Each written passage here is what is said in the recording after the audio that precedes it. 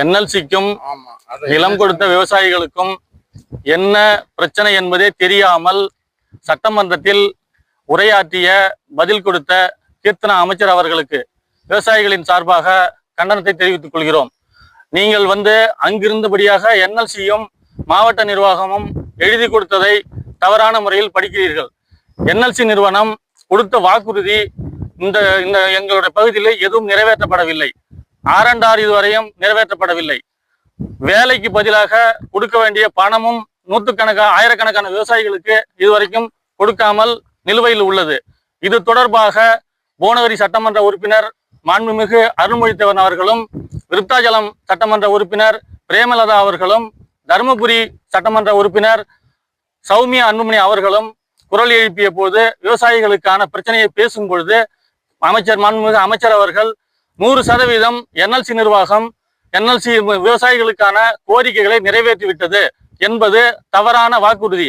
இது சம்பந்தமாக நீங்கள் ஒரு முறை ஆய்வு செய்து விவசாயிகளை நேரடியாக இங்கு நீங்க சென்று ஆய்வு செய்து அதன் பிறகு விவசாயிகளுக்கும் என்எல்சிக்கும் என்ன பிரச்சனைகள் இருக்கிறது என்பது முழுமையாக நீங்கள் தெரிந்து கொள்ள வேண்டும். தெரிந்து கொண்டு அதன் பிறகு விவசாயிகளுக்கான தீர்வை நீங்கள் சட்டமன்றத்தில் எடுத்து வைத்து எங்களுக்கு தீர்வு காண வேண்டும்.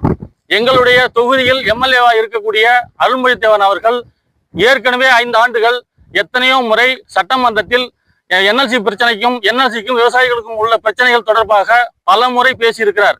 இதுவரையில் எந்த ஒரு தீர்வும் காணப்படவில்லை. என்எல்சி நிர்வாகம் உங்களுக்கு தவறான செய்தியை சொல்லியிருக்கிறது. அந்த செய்தியை நீங்கள் அப்படியே சட்டமன்றத்தில் எடுத்து உரைத்தீர்கள். ஆனால் அது முழுக்க தவறானது. நீங்கள் உங்க விவசாயிகளை சந்திக்க வேண்டும். இல்லை, விவசாயிகளை உங்களை சந்திப்பதற்கு முதலமைச்சர் எங்களுக்கு முக்கியமாக இந்த பகுதி விவசாயிகளுக்கு ஒரு கூட்டத்தை அனுமதி கொடுத்து எங்களை நீங்க கலந்தாய்வு செய்து பேசினால் மட்டும்தான் என்எல்சியில் என்னென்ன பிரச்சனை இருக்கிறது என்பது தெரியும். ஆகவே இங்கு நீங்க கலாய்வு செய்யாமல் மற்ற எம்எல்ஏக்கள் பேசுவதற்கு 100% செய்துவிட்டோம், 50% செய்துவிட்டோம் என்பது தவறான கருத்து. உங்களுக்கு புரியவில்லை. அது நீங்கள் புரிந்து கொள்ள வேண்டும் என்றால் ஒரு முறை ஆய்வு செய்ய வேண்டும். இதற்கு பொறுப்பு அமைச்சராக இருக்கக்கூடிய நீர்வளத்துறை அமைச்சர் அவர்களும் இந்த பகுதியிலே என்எல்சியினால் என்னென்ன பிரச்சனை இருக்குது என்பதை முக்கியமாக ஆய்வு செய்யுங்கள். ஆய்வு செய்த பிற்பாடு நீங்கள் சட்டமன்றத்திலே என்ன வேணாலும் உங்கள் கோரிக்கையை நீங்க வைக்கலாம். என்எல்சி நிர்வாகம் உங்களிடம் தவறான கருத்தை கொடுக்கிறது. வேலை கொடுத்து விட்டோம் என்று சொல்கிறார்கள். வேலை கொடுத்து இதுவரைக்கும் எந்த ஒரு விவசாயிகளுக்கும் பயனாளிக்கும் நிரந்தர வேலை கொடுக்கவில்லை. 6 மாதமோ 1 வருட காலமோ டெம்பரவரியான வேலை, நிரந்தர பணி வேலை கிடையாது. அது கான்ட்ராக்ட் வேலை தான் கொடுத்துருக்காங்க. இதனால ஒவ்வொரு விவசாயிக்கும் இன்னைக்கு நிலத்தை கொடுத்துட்டு இந்த பகுதியில் உள்ளவங்க தண்ணி கிடையாது. நிலத்தை 1000 அடிக்கு மேல போர் போட்டாதான் இங்க தண்ணி கிடைக்கும். குடித்தண்ணி இல்லை. இன்னைக்கு கீழ்வளைமதேவி மேல்வளைமதேவி 2 கிராமத்திலையும் உள்ள ஆயிரக்கணக்கான விவசாய நிலங்களை எடுத்து என்எல்சி நிர்வாகம் கையகப்படுத்திச்சு. அந்த விவசாயிகள் இன்னைக்கு ஆயிரக்கணக்கான பேர் சாப்பாட்டுக்கு உணவு பஞ்சம் வந்துடுது. இன்னைக்கு சொந்த நாட்டுல அகதிகளாக இன்னைக்கு ரோட்ல உட்காந்துருக்காங்க. இதைதான் எங்க தொகுதி எம்எல்ஏ மாண்புமிகு அருள்மொழித்தேவன் அவர்கள் பல முறை எடுத்துரைத்திருக்கிறார். அதை என்எல்சி நிர்வாகம் கொஞ்சம் கூட செவி கொடுத்து காதுல வாங்கவே இல்லை.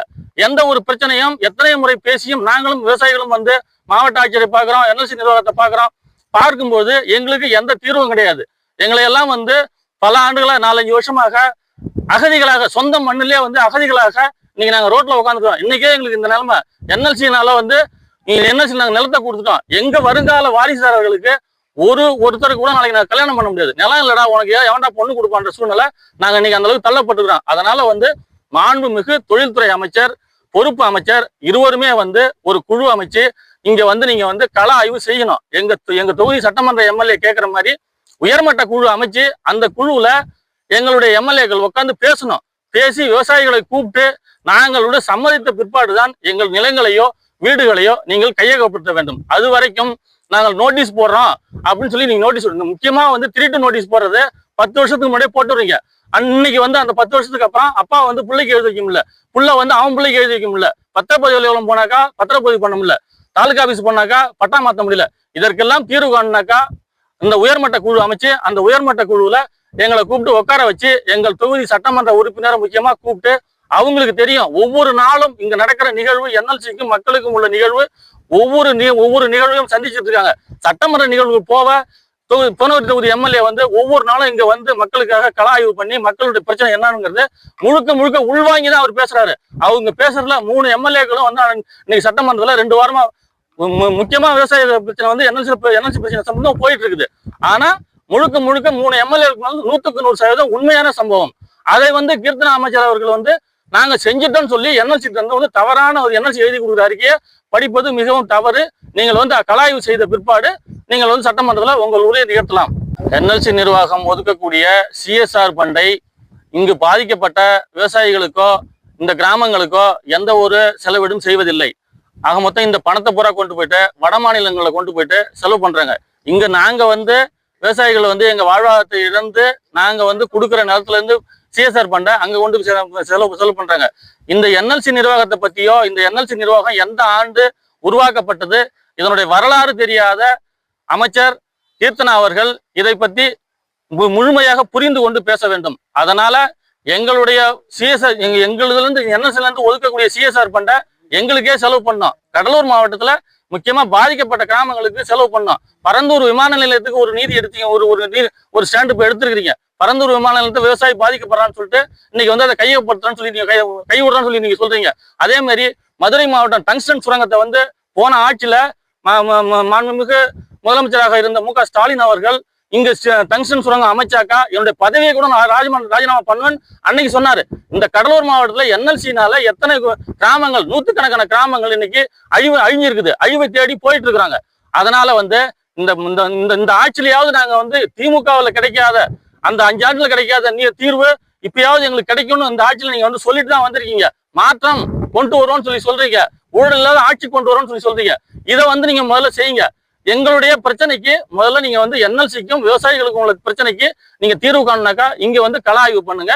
அதே மாதிரி பரந்தூர் விமானத்தை வந்து நீங்க வந்து கைவிட்ட மாதிரி கண்டிப்பா வந்து என்எல்சியை வந்து நீங்க பேசணும்னு சொன்னாக்கா என்எல்சிக்கும் விவசாயிகளுக்கும் வந்து நீங்க பேச்சுவார்த்தை பண்ணணும்னு சொன்னாக்கா இந்த நிறுவனம் நாங்க இங்க இயங்க விட மாட்டோம். அனைத்து கட்சிகளையும் கூட்டி விவசாயிகள் அனைவரும் ஒன்று சேர்ந்து வெகு விரைவில் வந்து தொடர் ஆர்ப்பாட்டத்தை நடத்துவோம், சாலை மறியல் பண்ணுவோம். அதனால வந்து இது வந்து கண்டிக்கத்தக்க என்எல்சி நிர்வாகத்துக்கு துணை போகக்கூடாது என்று நாங்கள் வந்து மாண்புமிகு கீர்த்தனா அமைச்சர்களுக்கும் பொறுப்பு அமைச்சருக்கும் இந்த கண்டனத்தை வந்து விவசாயி மூலமா நாங்கள் பதிவு செய்யறோம். புரிந்து கொண்டு அமைச்சர் அவர்கள் சட்டமன்றத்தில் பேச வேண்டும்.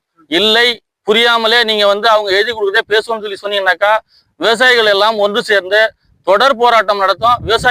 விவசாயிகள் போராட்டம் வந்து உங்களுக்கு தெரியும். ஏற்கனவே 5 ஆண்டுல வந்து எவ்வளவு பிரச்சனைகள் பண்ணணுங்கிறது தெரியும். உங்களுக்கு தெரியாம இல்லை. அந்த பிரச்சனையை வந்து நீங்க நிர்வாகம் சந்திக்க வேண்டாம்ன்றதுக்காக இது சொல்றோம். நீங்க வந்து கண்டிப்பா வந்து இதுக்கு ஒரு தீர்வு காணுனாக்கா நீங்க ஆய்வு பண்ணி தீர்வு காணுங்க. மீண்டும் தவறான அறிக்கையை வந்து நீங்க வந்து சட்டமன்றத்தில் பதிவு பண்ணக்கூடாது. பதிவு பண்ணீங்கன்னாக்கா அமைச்சருக்கு எதிராக, நிர்வாகத்துக்கு எதிராக, ஆட்சியாளருக்கு எதிராக விவசாயிகள் ஒன்று சேர்ந்து நாங்க போராட ஆரம்பிப்போம். தொடர் போராட்டம் நடக்கும்.